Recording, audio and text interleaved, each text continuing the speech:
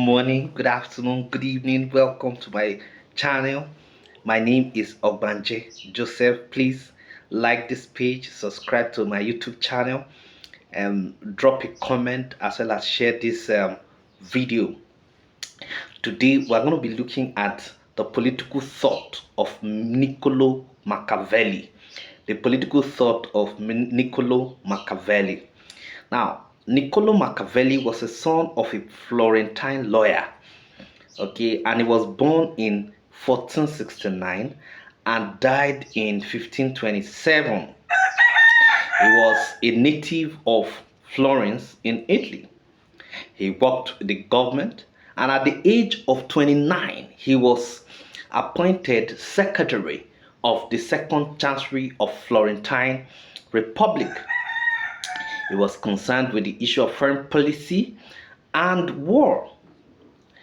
Now, consequently, he was sent on numerous diplomatic missions abroad. His major classic, The Prince, contains his political doctrines for which he is universally known.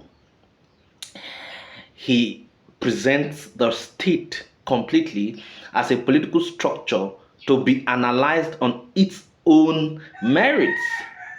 He argues that the supreme power of control of the people should reside with the prince. According to him, the state should be ruled by one man. It should have autonomous values, and that the political behavior of the people should not be determined by an appeal to Christian morality or private conscience, but to reason of state. According to him, the state should make its rules, should also make itself as strong as possible so that it will not depend on others or allies. It should also avoid neutrality. It should also avoid neutrality. According to Machiavelli, although men acknowledge and praise honest princes who kept their power by law, but the successful princes are the crafty ones who adopt force. Therefore, there are two types of contesting for power. Number one is by law, which is appropriate to men, and number two is by force, which belongs to the beast. For a prince to be successful, he has to adopt the way of the beast and men. In this way, the prince can keep his power, although that would be wrong if men were entirely good. So all these things that Machiavelli is actually talking about the fact that the prince has to actually be crafty and be beastly, is if men were not actually good. But if men were good, if men were entirely good, all of these things that he talked about would not actually fall into place, because of course you have to treat them nice if they are actually entirely good. But he went ahead to say that the prince should avoid being despised. He argues that in order to win the favor of the people, the prince must avoid those things that will make people hate him or treat him with contempt, such as being greedy or grasping. Okay? Now, he still went ahead to say that the prince should endear himself to the people, okay, by not violating their rights. He must also avoid appearing fickle, frivolous, cowardly, irresolute, or effeminate, since these would make him contemptible. He should show courage, greatness, and fortitude. when settling disputes between his subjects, the prince should ensure that his judgment is irrevocable, and it should be so regarded that no one ever dream of trying to deceive or trick him. This assures him of his place and power. The prince, okay, must actually have a self-reliant military that must have, a self-reliant military, and that the states where the prince is in power must have its own army, who are citizens that will fight devotedly for their families. Okay, he was of the idea that using mercenary as soldiers should not actually be tolerated. He argued that mercenaries cannot be trusted. Okay, so on this note, we should also know that there are people who cannot be trusted, who appears to be working with us, but we have to be wary of such people. You have to test everybody that must have come close to you in order to know their sincerity before you start actually having dealings with them, or at least before you can trust your life in their hands. Okay, according to him, he actually talked about the theory of lion and fox. He said that in order to survive in power as a prince, the prince must be ruthless and cunning. In which case, politics, according to him, is a battle, and there are two ways of fighting this battle. The first one is by law, and the second one is by force. The first one is natural to men, just like I've mentioned before, and the second one is natural to beasts. The first way often proves so inadequate, and it is therefore necessary to revert to the second.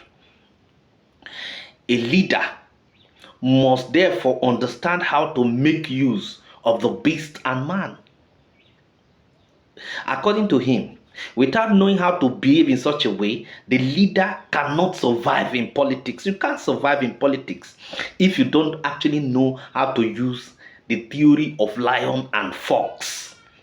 So, as a prince, you are actually forced to know how to act like a beast. And he should also learn from the fox and the lion. Okay, so if you want to act like a beast, you have to actually acquire two major attributes: the attributes of a lion and the attributes of a fox. Okay, now, what are the attributes of a lion? A lion is actually very brutal and very strong and brave and courageous. But the lion is actually defenseless against traps. The lion cannot detect traps. That is not the job of a lion. Now, the fox, on the other hand, is actually very wise, very smart, very fast, but it is not strong, and it is not actually courageous, and it is not brutal. However, the fox is actually very wise because it can detect traps, but it is defenseless against the wolves. So the prince must be a fox to recognize traps, and a lion to frighten wolves. Now, those who simply act like lions are stupid. It is not every time that you are brutal, that you use force, that you use power. There are times that you have to actually be cunning. There are times you have to apply wisdom. Okay? So those are the things. So it follows that a prudent ruler cannot and should not honor his words when it places him at a disadvantage at a disadvantage, and when the reasons for which he made his promise no longer exists. Okay, so whenever your promise, your words actually put you at a disadvantage, do not continue to honor that word.